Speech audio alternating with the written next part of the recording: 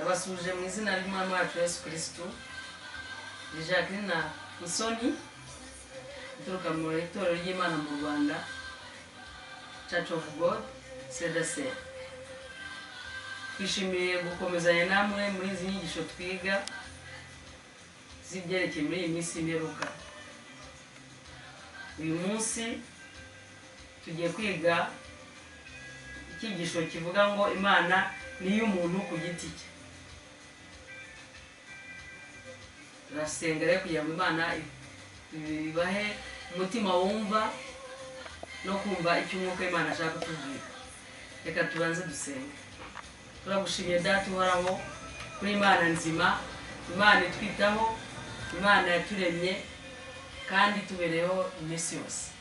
Gushimira rero no ko muri iyi minsi utwigishije kubera umwuka wawe watubwiye ko uzatwigisha ukatwibutsa n'ibyenda kubaho.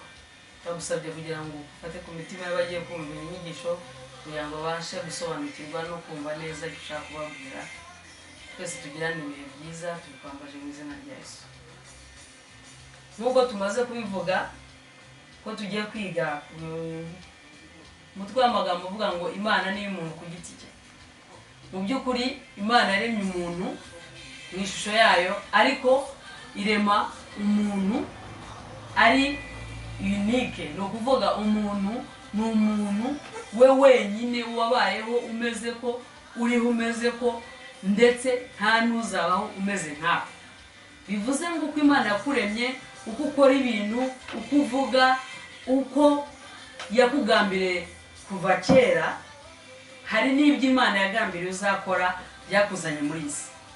Rero tubisanishe n'umutwe w'amagambo turi kuvuga ngo Imana ni umuntu ku giti cye. Imana ni yawe, Imana ni yanjye, Imana ni wowe ku giti cyawe. Turasoma rero mu cyanditswe kimwe kidufasha kugira ngo dusobanukirwe n'uko Imana yagiye ikoresha ubu buryo bwo kwerekana ko ibwira wowe, atari ukuvuga ngo irabwira benshi, ariko irabwira wowe.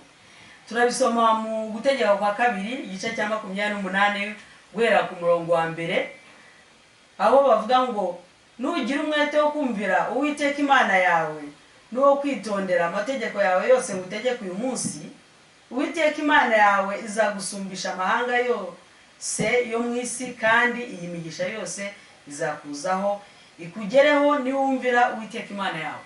Urumva ko Imana yagiye ivuga ngo nugira umwete wo kumvira.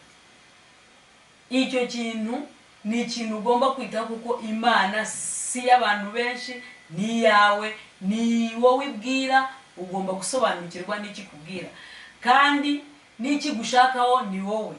Ugomba kumva icyo umwuka w'Imana akubwira. N'irindi somo dusama muri Matayo 16 murongo wa 25 uratubwira ngo kuko ushaka kurengera ubugingo bwe azabubura, ariko utita ku bugingo bwe ku bwanjye azabubona. Kandi umuntu byamara iki gutunga ibintu byose byo mu isi niyakaka ubugingo bwe? Murumva ko Imana yakomeje kubwira ngo umuntu ese kuko ushaka kurengera ubugingo bwe, ni wowe ibwira. Nushaka kurengera ubugingo bwawe atari kubyerekeye inyungu z'Imana, bizakumara iki ko ntacyo bizakugeraho?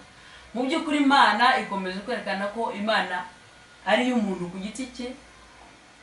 Niyo mpamvu nawe wumva icyo Imana ishaka kubwira, kubera ko muri iki gihe n'ibi bihe turimo byerekeye coronavirus, muzi ko habayeho kugira ngo abantu tugume mu ngo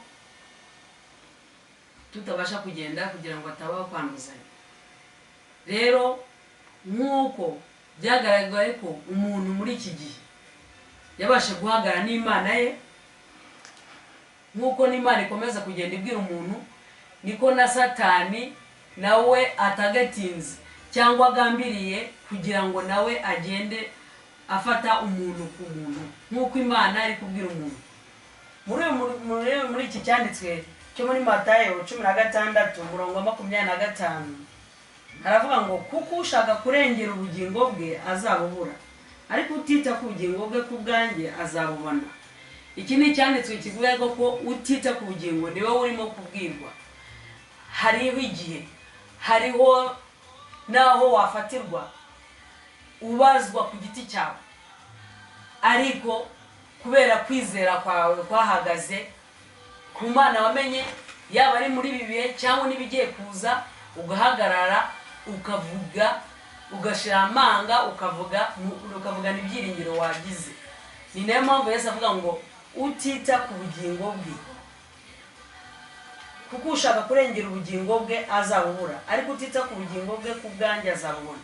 Bene data, tugomba guhagarara ku byiringiro twamenye, kuko Yesu twabwiwe, Yesu twamenye ni umuntu ku giti cye. Uwo rero avuga ngo ese byakumara iki kurengera ubugingo bwawe?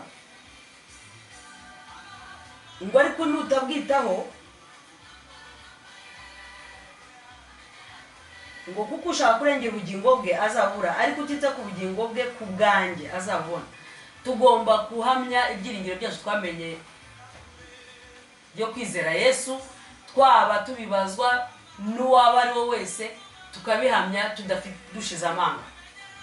Mu by'ukuri Imana itugambiriyeho ni ukugira ngo dukure umwuka, dukure mu byiringiro twamenye, ku buryo mu gihe runaka aho wabazwa wese ibyiringiro wamenye utajijingana, uve mu bwoba bwo kuba utahamya Yesu yawe wamenye.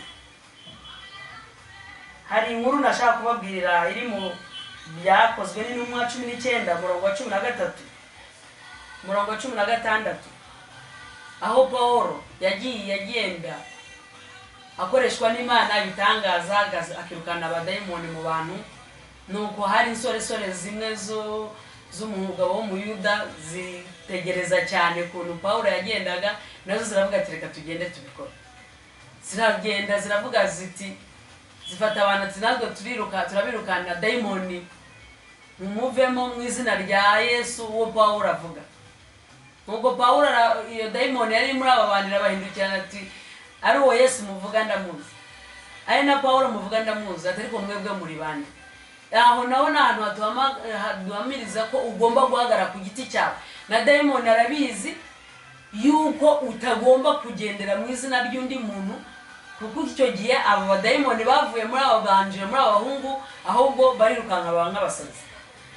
Ni igihe rero tugezemo cyo kugira ngo ibyiringiro byawe muri Yesu bigaragare aho waba uri hose, yaba ari mu kaga, yaba ari mu gihe ubajijwe mu byiringiro byawe.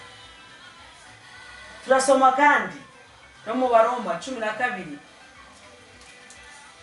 murongo wa 4. Reka twasome neza, aravuga ngo nkuko mu mubiri umwe dufite ingingo nyinshi, kandi ingingo zose zikaba zidafite umurimo umwe, natwe niko turi, kuko turi benshi nyamara turi umubiri umwe muri Kristo. Aho hantu murumva ko turakomeza twasome, ariko murumva ko Imana iri kugenda yerekana ngo nkuko mu mubiri umwe dufite ingingo nyinshi, kandi ingingo zose zikaba zidafite umurimo umwe, natwe niko turi, kuko turi benshi nyamara turi umubiri umwe muri Kristo. Umuntu wese ni urugingo rwa mugenzi we. Nuko kuko dufite impano zitandukanye, nkuko ubuntu twahawe buri, niba twarahawe ubuhanuzi duhanura uko kwizera kwacu kungana, cyangwa niba twarahawe umurimo wo kugabura iby'Imana tugira umwete wo kugabura, cyangwa uwigisha agira umwete wo kwigisha. Bene data, murabona ko Imana ikomeza kugenda yerekana ko umuntu ku giti cye, niba ari uwahawe kwigisha, niba ari uwahawe kubwiriza, niba ari uwahawe kuba pasiteri, niba ari uwahawe kuririmba, niba ari uwahawe gusenga, ni umwuka umwe udukoresha, ariko ukoresha abantu benshi batandukanye. Ariko Imana iracyerekana ko ari wowe n'impano wahawe ugomba guhagarara ukayikoresha nk'uko byagize. Tugeze ku murongo wa 8 ngo cyangwa uhugure, ugira umwete wo guhugura. Umuntu uhugura agira umwete wo guhugura. Ugira ubuntu abugira atikanyiza. Utwara atwarana umwete. Ugira imbabazi azigira nezerewe. Murumva ko Imana ikomeje kwerekana ko umuntu ku giti cyawe. Ndasaba rero bane data kugira ngo umuntu umve ko wahamagawe, uri Imana yawe, ari Imana yawe ku giti cyawe. N'Imana wahawe warayihawe. ugomba kwikoresha uko wayihawe, ugagira ibyiringiro byawe. Niyo wazabazwa ibyiringiro wamenye, uzabibazwa ku giti cyawe. Uko Imana igambiriye kuri wowe iguha impano buri muntu, niko na Satani nawe mu rundi ruhande yagambiriye umuntu ku giti cye kugira ngo imuvane mu byiringiro ibyo ari byose. Nahawe rero nahange ho kumenya uhagaze he muri iki gihe. Ese uriteguye, urahagaze? Kwizera kwawe kwemeza neza ko ibyiringiro byawe ubihagazemo, n'ibiguhiga byose wabasha guhamya, atari kuvuga ngo uri kumwe na pasiteri wawe, atari kuvuga ngo uri kumwe na mwene data runaka, wavuga ibyiringiro byawe uko uhagaze ushize amanga. Turongeye dusome n'ikindi cyanditswe kiri mu Bakorinto ba mbere 12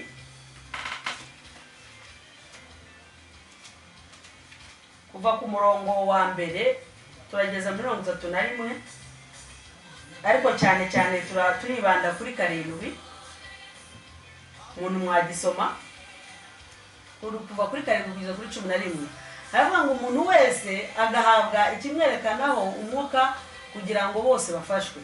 Umwe aheshwa ijambo ry'ubwenge n'umwuka, undi agaheshwa n'uwo mwuka ijambo ryo kumenya, undi agaheshwa n'uwo mwuka kwizera, undi agaheshwa n'uwo mwuka impano yo gukiza indwara, undi agahabwa gukora ibitangaza, undi agahabwa guhanura, undi agahabwa kurobanura imyuka, undi agahabwa kuvuga indimi nyinshi, undi agahabwa gusobanura indimi. Ariko byose uwo mwuka umwe ni ukorera muri bo, agabira umuntu wese uko ashaka. Imana yacu ishimwe. Murumva ko umwuka n'umwe ubikorera muri abo bantu, ariko buri muntu ku giti cye. Tukongeye tugasoma kuri 27 kugeza kuri 33 muri icyo gice ngo nuko rero muri umubiri wa Kristo, kandi umuntu wese wo muri mwe ni urugingo rwawo. Imana yashyize bamwe mu itorero, ubwa mbere intumwa, ubwa kabiri abahanuzi, ubwa gatatu abigisha, maze ishyiraho abakora ibitangaza, n'abahawe impano zo gukiza indwara, n'abahawe gufasha abandi, n'abahawe gutwara, n'abahawe kuvuga indimi nyinshi. Ese bose ni intumwa? Bose ni abahanuzi? Bose ni abigisha? Bose bakora ibitangaza? Bose bafite impano zo gukiza indwara? Bose bavuga izindi ndimi? Bose basobanura indimi? Ariko ndimwifuze cyane impano zifite izindi. Nkuko mubona ko Imana ikomeje kwerekana ko ni umwuka umwe wagiye ubikora, ugatanga izo mpano nkuko Imana yabigambiriye kuri umuntu. Ariko igikomeje kugaragaza nuko Imana ari umuntu ku giti cye. Aha turashaka kwereka ko ari wowe unyumva cyangwa ngewe, Imana ni yawe, ntabwo ari ukuvuga ngo ni ya bose. Rero uko dukomeje kuba muri iki cyanditswe twasomaga ngo nukorera mu mubiri wa Kristo, kandi umuntu wese wo muri mwe ni urugingo rwawo. Ngo Imana yashyize bamwe mu itorero, ubwa mbere babintumwa nkuko twabisomye, abigisha, abashumba. Ariko ngo umwuka n'umwe ugenda ugabira buri wese uko Imana ishaka, ariko ni buri muntu ku giti cye. Ushobora kuba uri hano, ushobora kuba uri muri Amerika, ushobora kuba ari iyo mpano wahawe. Imana nkuko twavuze ngo niyo umuntu ku giti cye. Imana itanga ibyo bintu, ibi impano izihaye umuntu ku giti cye, ntabwo ari ukuvuga ngo birabaha mwebwe mwese. Bene data, icyo tugamije hano kugira ngo tukwereke ko wowe nkuko twabivuze waremye uri unike, uri urusengero rw'Imana. Uko Imana yakugambiriye ishaka kugira ngo wowe nyine usuko, niko na Satani nawe ashaka kugira ngo aguhige. Hari icyanditswe shaka kugira ngo dusome kiri mu Batesalonike ba 2 igice cya 2, cyerekana mu kugaruka kwa Yesu. Umutwe w'amagambo aravuga ngo kugaruka kwa Yesu kuzabanzirizwa no guhishurwa k'umugome.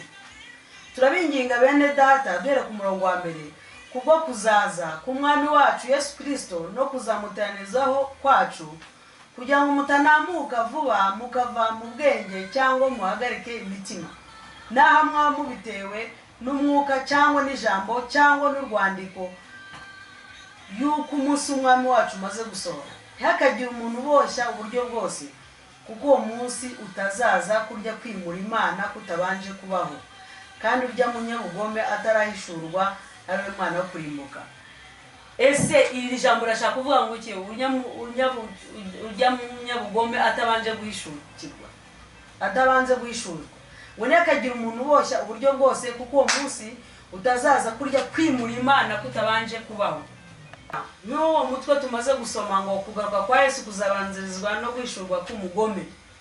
Bene data turababwira yuko ntabwo dukurikije ibi byanditswe Yesu ashobora kuza umugome atabanje guhishurwa. Kandi uwo mugome uwagambiriye ni wowe rusengero rw'Imana.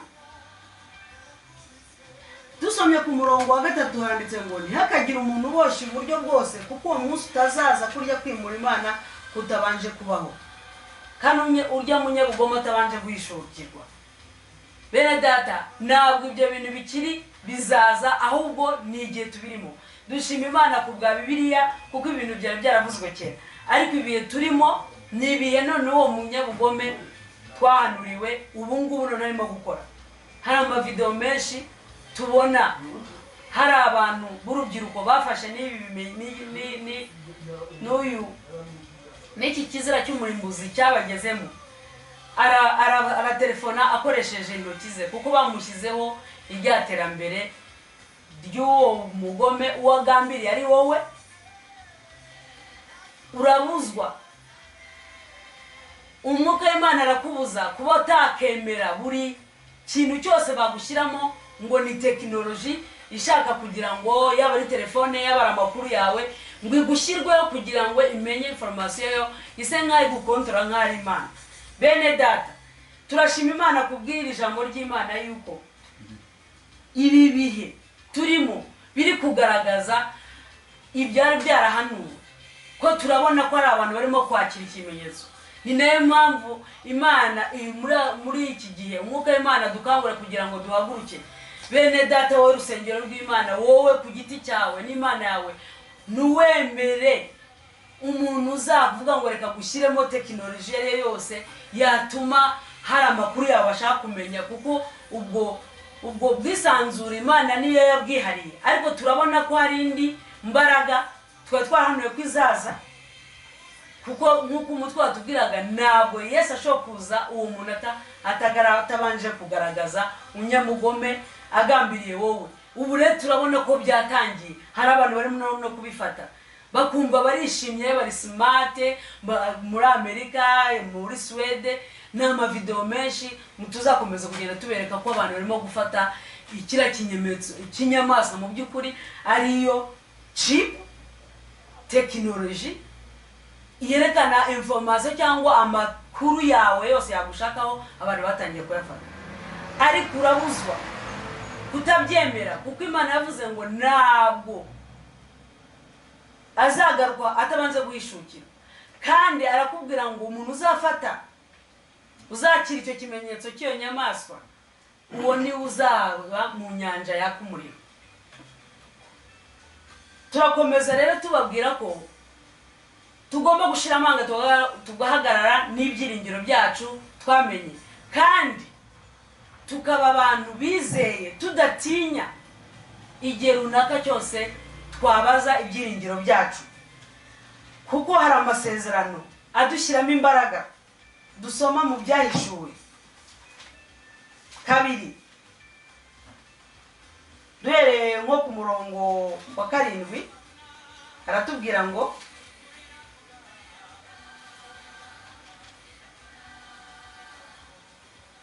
ngufite ugutwi niyumve by'umwuka abwira amatorero ngo unesha nzamuha kurya ku mbuto z'igiti cy'ubugingo kiri muri paradizo y'Imana.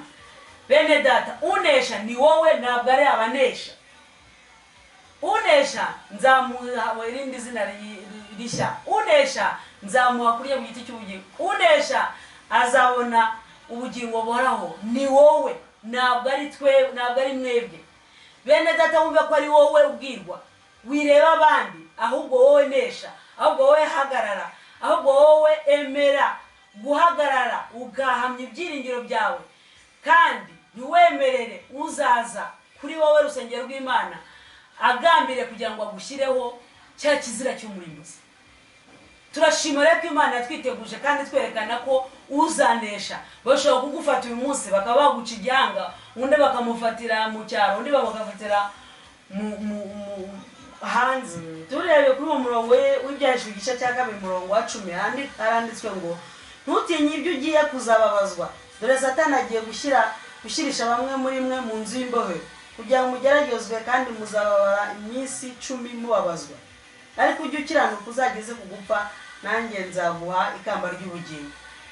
Mu by'ukuri ibi byabayeho kuri bamwe muri kera, nabo barafatwa barababazwa, bamwe bacibwa ibihanga barababazwa, ariko bahagara ku Mana yabo. Nawe rero muri iki gihe, igihe runaka utamenya kije ariko cyerekana ko gihari, barakubwira ngo bamwe bazafatwa, bazakatwa ibihanga.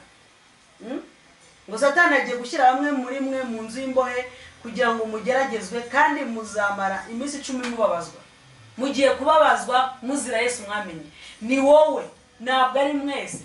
Rero Imana yatubwira ngo unesha azahabwa ikamba. Hagarare muri iki gihe, uhagarare mu kwizera, uhagarare mu byiringiro wamenye, kugira ngo niba hari n'ibyiringiro ubazwa uneshe, kuko ari amasezerano bene data. Niyo dusomye mu Byahishwe 3 murongo wa 5 kugera kwa 6 haranditse ngo unesha ni uzambikwa imyenda yera, kandi sinzahanagura izina rye na hato mu gitabo cy'ubugingo, ahubwo nzatura izina rye imbere ya Data n'imbere y'abamarayika. Bene data, murumva ko unesha ariwe uzahabwa amasezerano dusoma muri mwe. Ariko nunesha ntabwo ari wabaye ikigwari. Unesha rero iki? Wanesheje ibyakugerageza, wanesheje ibyaguhagaze imbere biguhinyuza, bigubuza kuba wagaragaza ibyiringiro byawe. Ndasaba Imana kugira ngo bene data wumve ibyo byigisho, uhagarare ushikamye, kugira ngo Imana wamenye, yaba ari uyu munsi, yaba ari ejo, wabazwa ibyiringiro byawe, ntuzatinye guhamya Yesu wamenye, kandi ntuzemere yuko washyirwaho ikizira cy'umurimbuzi kuri wowe, kuko uzakibona azajya mu nyanja yakumurika.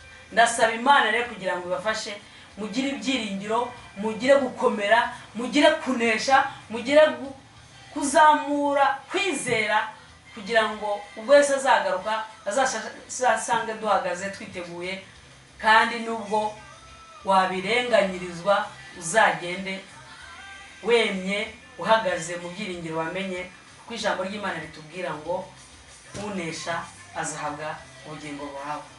Murakoze, mukomeze mugire ibihe byiza, mukomeza kuza iry'iri jambo tumaze kwiga.